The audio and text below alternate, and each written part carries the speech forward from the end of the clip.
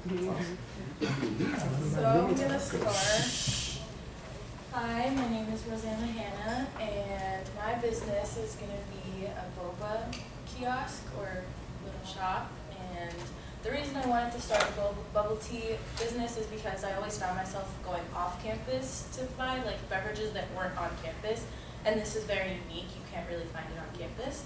So I decided to start it here because I also noticed that for fundraisers and things like that, people always end up getting boba to raise funds for the school, and people will rush to get it, and it's always sold out like 5 minutes after they get it, so I decided to do that. A little bit about the business. Obviously, my mission statement is to provide a different variety of drinks for on-campus students and even off-campus students, as well as faculty. I hope to open the business in fall of 2019, and I looked into doing my own boba business and brewing the boba myself and buying the tea and all of that, and it was way too many costs, so I decided to just do a retail business, so I switched that recently. And I'm going to be reselling teas from Hanji Boba, which is like 10 minutes down the street, and all the fundraisers actually buy from them. A little bit about the product. It's going to be obviously tea with boba in it, and since a lot of people have lactose intolerance and things like that, there's going to be dairy-free options. There's going to be options without boba if people are just looking for good tasting brewed tea. It's mostly all going to be with milk, and some are going to be without milk. A little bit about the marketing. So we're marketing. The target market is all NSU students on campus and faculty, as well as off-campus students, and then a little bit more in detail would be people that are on campus consistently and don't have to drive to come get it, because if you do drive, then you would just might as well go to the store. My main competitors are Starbucks and Einstein Brothers, Bagels, and Outtakes. However, I don't technically have a competitor just because my product is unique and none of these places sell boba per se, and even Starbucks doesn't have the same kind of teas that I would be bringing on campus. Einstein Brothers has one kind of tea and it's only hot, and Outtakes has a bunch of teas like Lipton and things like that, but again, they're bottled and they're not fresh made and they don't have boba and they don't have milk in them as well. So my SWOT analysis, my strengths for the business is that, again, it's a unique product, so nobody else would have boba on campus except me. The cups, they're actually in the process of making the cups biodegradable, so it's going to be eco-friendly, so people don't have to feel bad about buying plastic however many times a week they'd like to buy the tea. I'm working on an exclusive contract with them, so what I mean by that is a lot of the fundraisers get the same boba from the same place.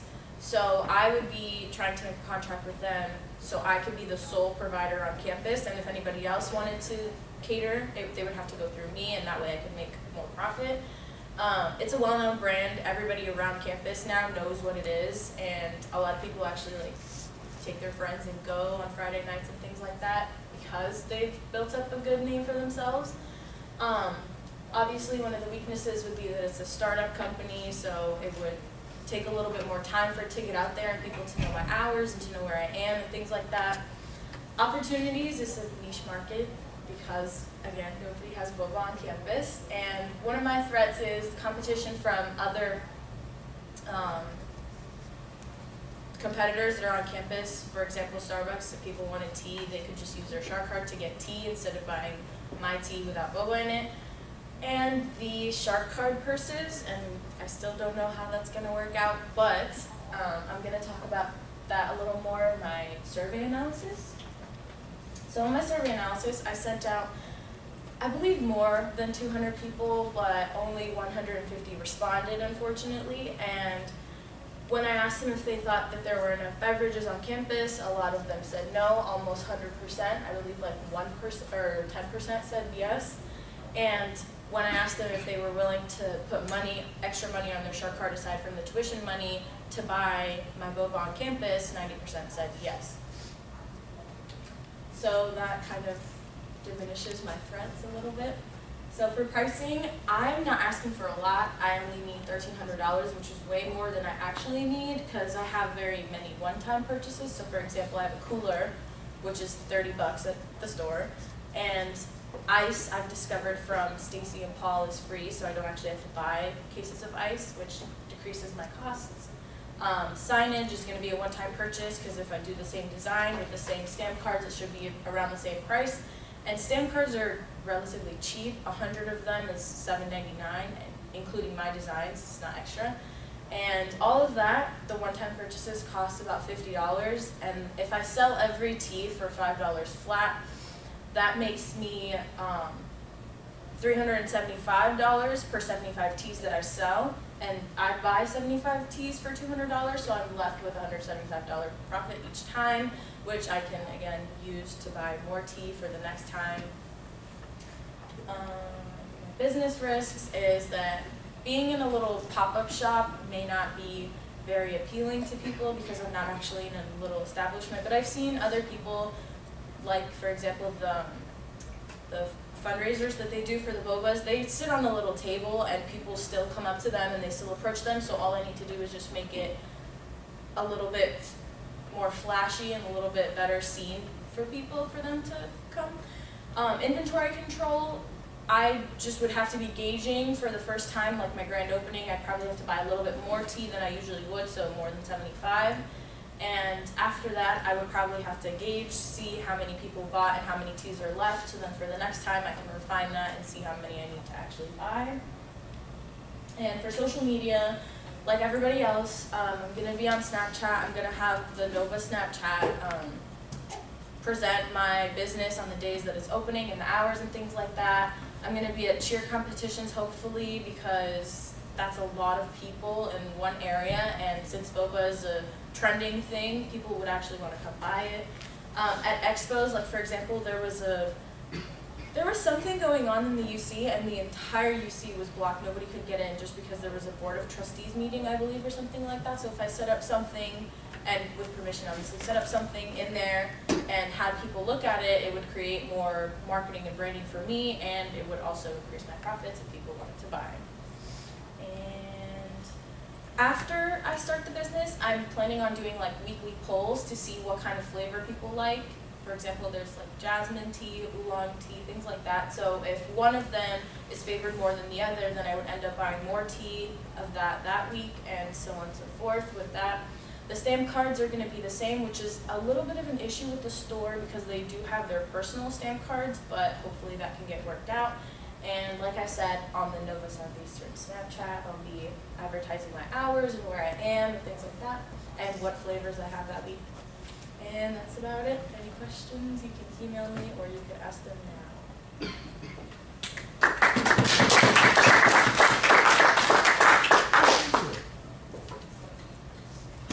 So I guess I'm it without Orchard here, so you're stuck with me. Okay, couple of little things. I guess one thing that you said that you were going to try to be the sole distributor on campus. So why would they make you the sole distributor? Just because I would be more consistent. So for example, when people do the funding or like fundraisers and things like that, it's very sporadic. Like it's not a planned or timed thing versus a business that's going to be open every week and every, I don't know, 2 days out of the week for a longer period of time, because they buy a certain amount of teas and when they're out, they're out. But for example, if I'm in the business for 3 hours and I run out, I can always run out and get more, and that would be communicated between me and the business. So it would be a better option for them to make me the sole distributor because I'm open more and more often. And again, if the fundraisers wanted to buy from me, then it would be like, it would be through me and I would be making profit and the store would as well, just because I'm more consistent than the fundraisers. So what would preclude, let's say that there is another organization on campus that maybe does buy from them quite often as well, of going and saying, hey, you know, we want to just go ahead and buy direct from the supplier instead of having to go through you. I mean, because I mean, what's the company's real motivation to stick with you? Because usually to get that sort of exclusive rights, you maybe would have to pay for it, or you would have to.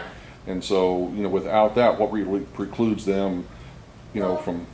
That wasn't discussed as much in detail as I would like, just because, again, this is very hypothetical because I'm not going to be here. But the reason that I thought and they were kind of leaning towards yes was because they're also a small business, so anything that I would do for them that would benefit them is also, again, a benefit for them. So if I'm buying more to sell to them for even a cheaper price, if I could do that, then it would be beneficial for all three parties. Okay. So one of the things you didn't, I guess, come out and directly address, at least not that I fully understood, was in terms of the storage and kind of how this would work. You said you were going to buy like 75 at a time. Mm-hmm. Now, is that like already pre-made, pre-packaged, or is that you have to do some assembly? I mean, how does that work? So I realize because I go there all the time, I feel like everybody else understands this. It's not the case. So when they do the catering, they bottle the teas themselves. They put the boba in there. They even put the straw in there with the plastic on there for sanitary reasons. And they just give it to me in like a big container, and all I have to do is just put it in an ice cooler, which is why I only buy ice cooler once.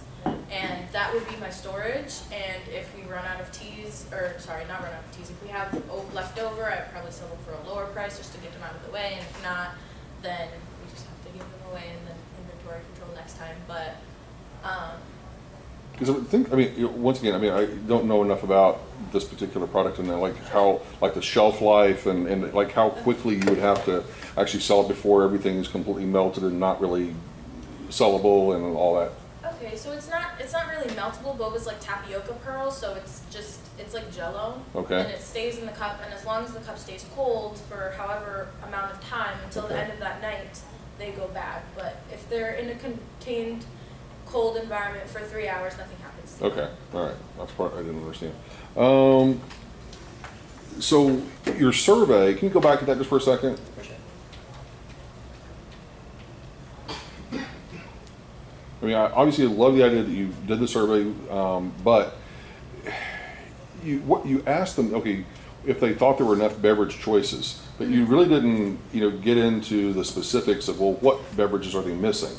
Because my suspicion, and even on my own sort of view, is obviously I'm a big Coca-Cola fan, and clearly Coca-Cola is not present on this campus, because they have the licensing with Pepsi. And so as a result, my suspicion is a lot of people responding to that maybe just responding because they're really ticked off that Coca-Cola is not here, and not necessarily that there aren't all these other sort of, specialty drinks. Okay, well, I didn't put this on here, which I should have. It probably would have made it better. But one of the questions on the survey was, if there was boba present on campus, would you be willing to buy it? Is that And what sort of a response did you get on that? The overall response was, it was like, how many times would you buy from me for the week? People said like 3 to 5 times, Yeah. that's a significant amount for a business that's only open for 2 days a week. And what about the pricing? I mean, people that are familiar with the product, I mean, if they go to the actual retail store and buy it, what price are they going to pay? Same. $5? Yeah. Really? And sometimes if you get, so for example, if you do, because I don't drink dairy, if I went over there and asked for the boba and the non-dairy milk, the price actually ends up being $6. So I'm doing a flat rate of any modification you want for $5, and I still end up getting profit. Okay, well, fair enough.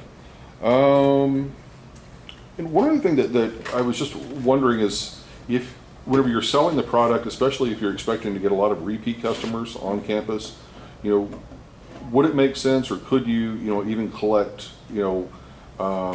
either email or cell phone numbers for the purpose of doing like a absolute, direct marketing that, like in the future, to say, hey, next time I'm going to be on campus, I can just send out a mass text or mass email to all the people who bought the product, Sure. each time, and use that as another way to sort of direct market to those sort of repeat customers, to kind of let them know that you're doing it over and over again. Okay, well, I was thinking, this was a little bit in the thoughts, not too much of a decided thing, but I was thinking if OrgSync works the way that it does, I could probably just take people's student emails and regular emails, and then on OrgSync just advertise it the way they advertise like SAS trips and things like that. Sure. Okay. All right. That's it for me. Any other questions? Yeah, my questions. So, I don't remember if you stated it or not, but where would the kiosk be located? The kiosk would be located hopefully in the UC Spine. Okay. And then also, you stated that everyone already knows about it. So how are you sure that everyone knows about this product? Well, because of the various fundraisers that they've done, and because of, I don't want to do my horn or anything, but me, because I take literally everybody I know to this store, Mm-hmm. and then they end up taking their friends, and I've run into a lot of people that I know there. Majority of the school knows about that place specifically and how good it is. There's various bubble teas on campus. For example, there's one like right across the street at M&H, but it's like none of them are just as good as that one. So everybody just ends up knowing what it is. They changed their name actually recently, so some people could know it by like their old name, but M&H? huh? M&H is good, but it's not as good as I that. love it. So how many locations are actually in the area that sell boba? Well, Bento sells boba. That's what I thought. And M&H sells boba, and I'm not sure about everybody else, but that's the only three that I know of. And I think Paris Morning Bakery sells some, but that's like the last thing on their menu. It's not like a priority. Thank you. That's all my questions. Thank you.